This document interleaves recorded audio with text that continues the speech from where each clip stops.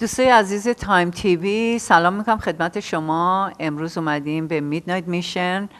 میدنایت میشن یه ارگانیزیشنیه که در دانتون اله قرار گرفته، یه مؤسسه‌ایه که حدوداً 100 سال پیش تأسیس شده و جاییه که افرادی که احتیاج به کمک دارن، خونه ندارن، زندگی ندارن، اونها رو نگه میدارن و اونها رو دوباره ترینشون میدن، یعنی بهشون یاد میدن که برن مدرسه درس بخونن، بیان و به زندگی معمولی دوباره برگردن.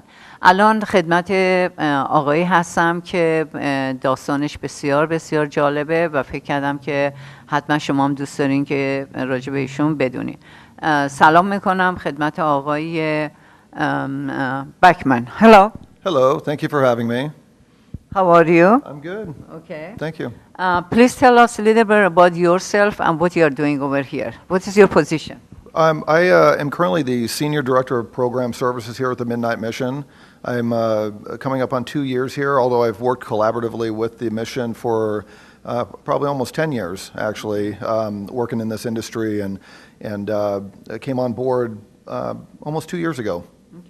Great. Your story is very interesting, and I love, if you don't mind, to share it with our audience.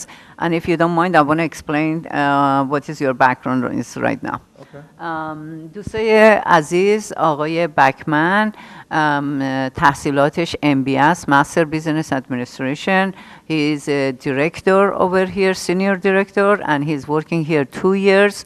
So we want to know what kind of background he had before, and let's talk.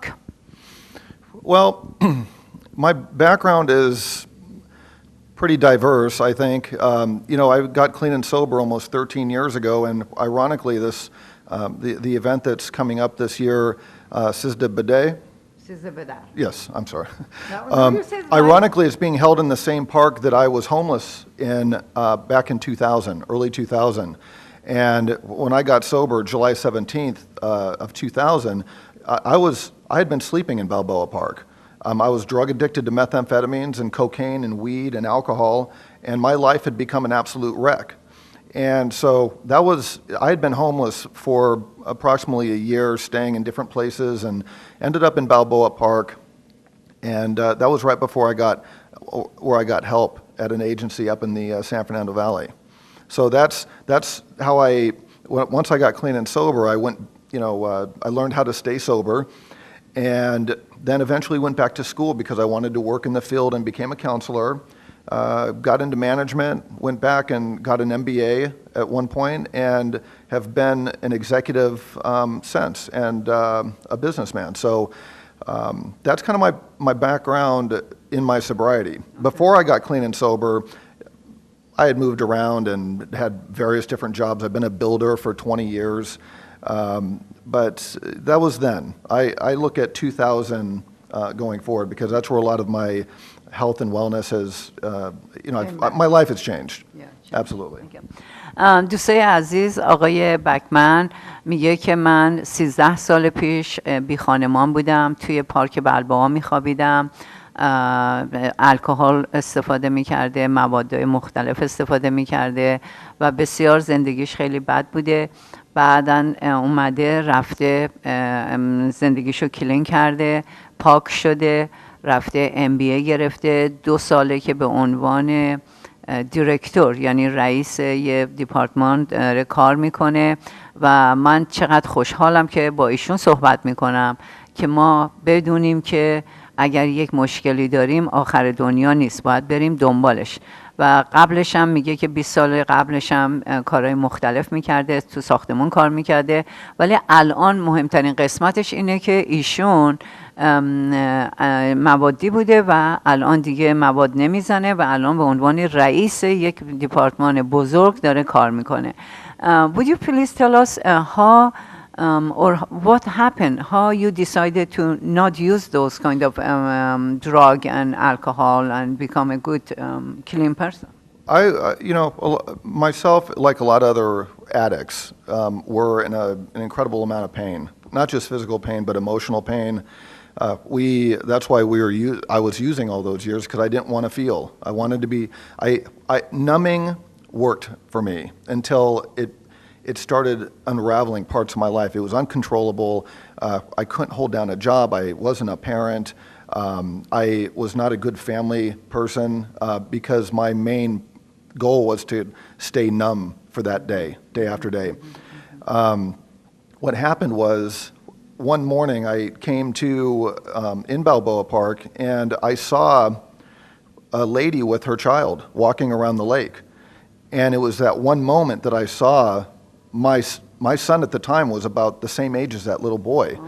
He was about 2 years old. And that moment, I realized that nothing was working for me, that I had to do something. I don't think that I got myself up. I think that God moved me, and that particular day is when I checked into a treatment center up in Sun Valley, and I got help. I enrolled into a program and got the treatment that I needed so I could learn how to stay clean and sober and become a father and be a decent person again, and things like that. So it's my personal story. I think it's the decision. It was very important. At that day, it was a moment. Made a decision. Yes, it was a moment, yeah. And it was the moment that changed my life forever. Because I don't know, sometimes I still get chills because I remember seeing that lady with her child, and it's almost like those were the only two people that God wanted me to see that day, because that's what did it. And I got up, and that's when I went to this treatment center, got on the bus. I only had $1 something on me, and went to that place. And from that day forward, that's when the journey started. Okay. And that's when the path opened up for me, and I took it and I ran with it. Because nothing was working in my life. And I really wanted to be a dad. It hurt me the most that I was sleeping in a park, drug addicted, and my little son was with his mom, and I couldn't be there. Oh. So that was a big motivator for me. That one particular day, July 17th, 2000, is my sobriety date. That's when my life changed.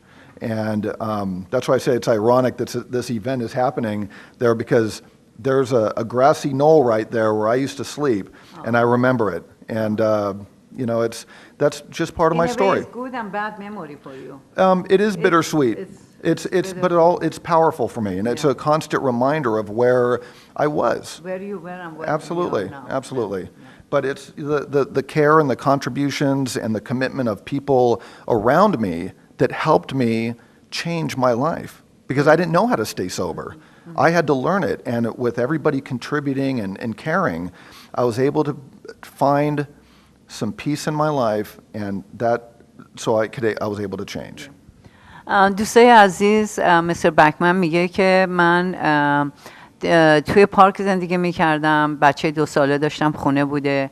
یه روزی که توی پارک نشسته بوده و همینجوری بی خانمان بوده و پسرش با خانمش توی خونه بودن، دیده که یه مادری دست بچه‌شو گرفته داره جلوی اون لیک قدم میزنه و اون دقیقه، اون ثانیه ایشونو تکون داده که چرا من نمیتونم یه پدر خوبی باشم، چرا من باید اینجا باشم، پیش بچم نباشم، پیش زنم نباشم. و میگه که فقط 1 دونه $1 توی جیبم بود. سوار اتوبوس شدم، رفتم به مرکز و خواستم که بهم کمک کنن و اون لحظه رو فراموش نمی کنم. الان خاطره خیلی خوبی از لیک بلبوآ دارم، برای اینکه من زندگیم از اونجا شروع شد و اون باعث شد که من برگردم به زندگی نرمال و خیلی خوشحاله که میخواد بیاد برنامه 13 بده رو تو لیک بلبوآ، برای اینکه با خاطره بهتر، با شغل بهتر، با شخصیت بهتر، با احترام بهتری این دفعه داره میاد اونجا و داره خودش الان اومده تو سازمانی کار میکنه که باعث میشه که به افرادی که مثل خودش این مشکلات رو داشتن دارن کمک میکنن. I would like to ask you, what is your suggestion? What you are telling these people who they sleep in the street? We put our hand out for them. It's real hard for somebody that's still loaded or stuck on the street to necessarily convince them to get help. We're there and we're available for them, and we outreach and we take their hand and help them along. Sometimes people are so used to being out there that they're so uncomfortable coming into any place. That's the sick part of the disease of addiction. It keeps people stuck. So to answer your question, we make ourselves available. We reach our hand out. We talk to them when we feel that it's appropriate. If they have that moment of clarity, we can definitely get through to them. Absolutely. But it does get tricky because sometimes we're talking to people that, well, they might be, they're just not ready, or they just can't understand what we're saying because they're sick and they're suffering and stuff. But we are constantly going to be there for them. And once they have that moment, we'll still be there. And we'll take their hand and we'll show them how to do things and give them a certain level of comfort where they can actually change. Our environment here is really about helping.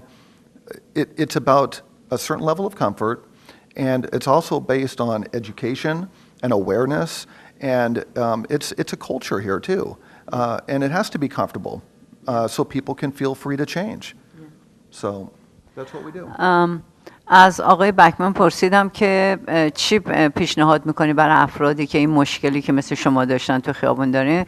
گفت ما میریم دستشون رو میگیریم، بهشون کمک میکنیم، بهشون پیشنهاد میکنیم آپشن‌ها، یعنی چیزایی که میتونن براشون بکنن، ولی آخرش اینه که اونا باید آمادگی داشته باشن و بخوان. بعضیاشون به مدت خیلی خیلی زیادی این زندگی رو اینجوری داشتن و سخت عوض کردنش، ولی این مؤسسه هدفش اینه که یه ذره اینا رو عوض کنه و زندگیشون رو تغییر بده.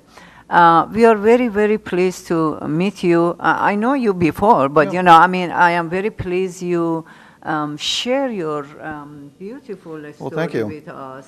And I am sure this is encouraging people to wake up, come out of the coma. Yeah, there's a lot going on with addiction and mental health, and it takes everyone's commitment to change. It takes everyone's help and support, just like the people did for me and thousands of other people that I know that were able to get clean and sober and go from being homeless to actually doing well in life, because we believe in quality of life. We have to do certain things to change and stay clean and sober, but really at the end of the day, it's about living a quality life, helping others, and having a little bit of peace in us so that we're able to continue to be of service out there. And we're just, our job's never done. Yeah. What is your suggestion? What you are asking from Iranian community to do it? Again, care, commitment, contributions in really any form. I will do my part, and I'm committed to showing our guys and empowering them to embrace diversity and show them that other communities want to help. And it could be in any form, really. We've had some volunteers from the Iranian community come and volunteer counseling hours, therapy hours to help our guys and stuff. Everything helps. Everything helps, definitely.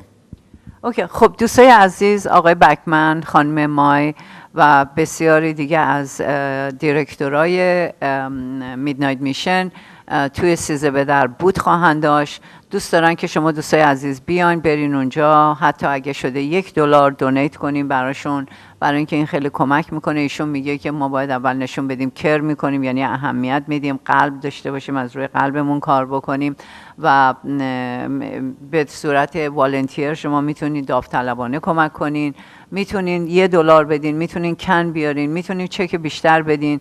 به هر حال این یه چیزیه که ما وظیفمونه که به جامعه‌ای که به ما این همه موقعیت داده و ما شغلای خوب داریم، پول داریم، بیزینس داریم، اینا، ما سهم خودمون رو به جامعه آمریکایی تا اونجایی که میتونه و جامعه‌های دیگه ارائه کنیم. I do want to thank you so much. Thank you. We will see you on 13 Bedar. You will. Okay. I'll show you where I used to stay. So thank you, though, really.